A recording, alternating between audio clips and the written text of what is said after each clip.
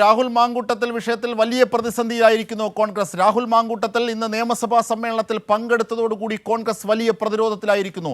അതിനുശേഷം അല്പം മുമ്പ് രാഹുൽ മാങ്കൂട്ടം മാധ്യമങ്ങളോട് നടത്തിയ ചോദ്യങ്ങൾക്ക് മുന്നിലും കോൺഗ്രസിൻ്റെ പൊയ്മുഖം അഴിഞ്ഞു വീഴുന്നതാണ്. പക്ഷേ വലിയ എതിർപ്പ് ഒരു ചെറു വിഭാഗത്തിന് കോൺഗ്രസിനുള്ളിലുണ്ട്. അത് KPCCയുടെ നിർണായകമായ യോഗം പുരോഗമിക്കുന്ന വേളയിൽ കൂടി അത് പ്രതിഫലിക്കുന്നുണ്ട്.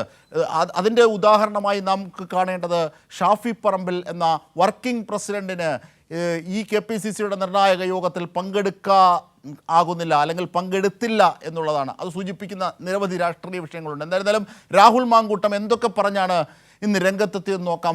പല വിധത്തിൽ ന്യായീകരണങ്ങൾ ഉന്നയിച്ചു.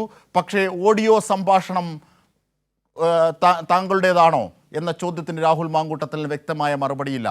നിയമസഭാ സമ്മേളനത്തിൽ തുടർന്നുള്ള ദിവസങ്ങളിൽ പങ്കെടുക്കുമോ? കോൺഗ്രസിനുള്ളിലെ എതിർപ്പ് മറികടന്നാണോ താങ്കളെത്തിയത്?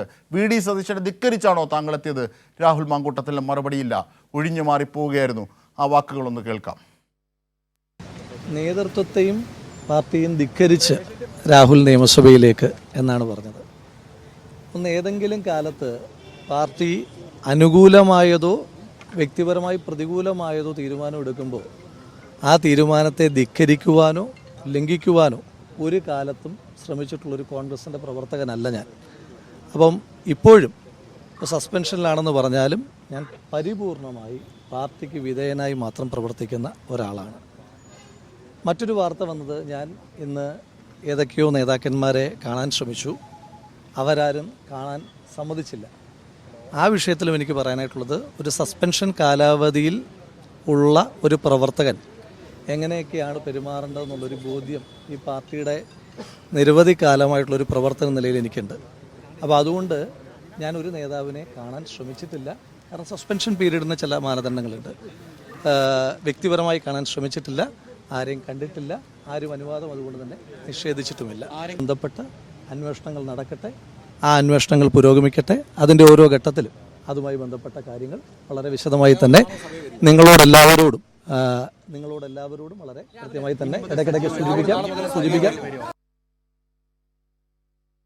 തീർച്ചയായും ഇപ്പോൾ സമഗ്ര വിവരങ്ങളുമായി നിർഭൻ ചക്രവർത്തി ഞങ്ങളുടെ പ്രതിനിധി കൂടി ചേരുകയാണ്. നിർഭൻ, നിർണായകമായ KPCC യോഗം പുരോഗമിക്കുകയാണ്. അവിടെ രാഹുൽ വിഷയം പ്രതിഫലിക്കുക. അതിലേക്ക് പോകുന്നതിന് മുമ്പ് ഇതാ പറയുന്നു, ദീപാദാസ് മുൻഷിയെ കാണാൻ അത്തരത്തിലൊരു അനുമതി സസ്പെൻഷൻ കാലയളവിൽ താൻ തേടിയിട്ടില്ല എന്ന് നിഷേധിക്കുന്നുണ്ട് രാഹുൽ മാങ്കൂട്ടത്തിൽ.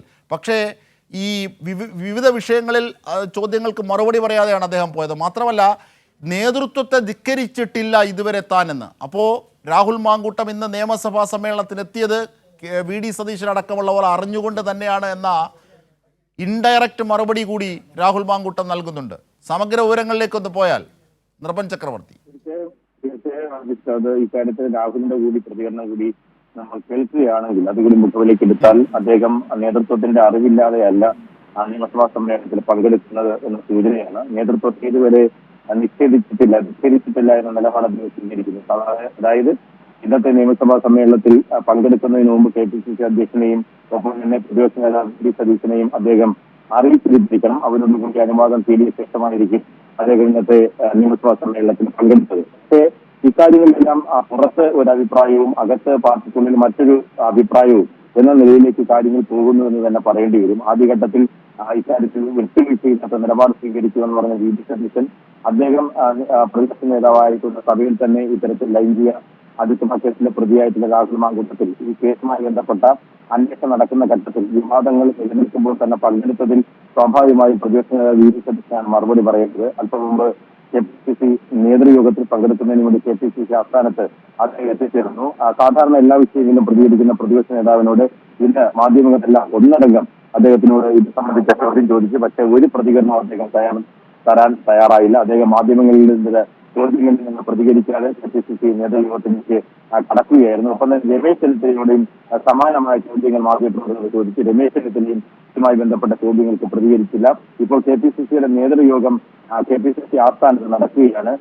രമേശ് ചെന്നിത്തലയും VD സതീശനും KPCC വർക്കിംഗ് പ്രസിഡന്റുമാരടക്കമുള്ള നേതാക്കളെല്ലാം പങ്കെടുക്കുന്നുണ്ട്. അതിൽ പാർട്ടിയുടെ നിലപാട് എന്താണ് യോഗത്തിൽ വിശദീകരിക്കുക എന്ന യോഗം കഴിഞ്ഞ ശേഷം മാത്രമേ വ്യക്തമാവുകയുള്ളൂ. പക്ഷേ ഷാഫി പറമ്പിൽ പങ്കെടുക്കുന്നില്ലല്ലോ അല്ലേ? KPCCയുടെ ഒരു വർക്കിംഗ് പ്രസിഡന്റും ഈ പറയുന്ന രാഹുൽ മാങ്കൂട്ടത്തിന് വേണ്ടിയിട്ടുള്ള പിന്തുണ ആദ്യമായി പരസ്യമായി പ്രഖ്യാപിക്കുകയും സോഷ്യൽ മീഡിയയിൽ അതിനു വേണ്ടിയിട്ടുള്ള ചരടുവലികളെല്ലാം നടത്തുന്ന ഷാഫി പറമ്പിൽ ഇന്ന് ഈ KPCC നേതൃയോഗത്തിന് പങ്കെടുക്കുന്നില്ല. അദ്ദേഹത്തിന്റെ ഏറ്റവും പ്രധാനപ്പെട്ട അനുയായിയും ഇക്കാര്യങ്ങളിൽ എല്ലാ തരത്തിലും സംരക്ഷണവും നൽകുന്ന രാഹുൽ മാങ്കൂട്ടത്തിൽ ഇന്ന് തലസ്ഥാനത്തെത്തി ഈ നിയമസഭാ സമ്മേളനത്തിൽ പങ്കെടുക്കുകയും ചെയ്തു. പക്ഷേ കാര്യങ്ങൾ പിന്നിൽ നിന്ന് ചരടുവലിക്കുന്ന ഷാഫി ഇന്ന് KPCC നേതൃയോഗത്തിന് പങ്കെടുക്കാതെ വിട്ടു നിൽക്കുകയും ചെയ്യുന്നുണ്ട്. അതുകൊണ്ട് ഇത്തരം കാര്യങ്ങൾ ശരി നിർഭൻ, KPCC യോഗത്തിനുള്ളിൽ നടക്കുന്ന ഉൾത്തലങ്ങളിലെ തർക്കങ്ങളടക്കം ഓരോ ചലനങ്ങളും അല്പസമയത്തിനകം നമുക്ക് എത്തിക്കാനാകും.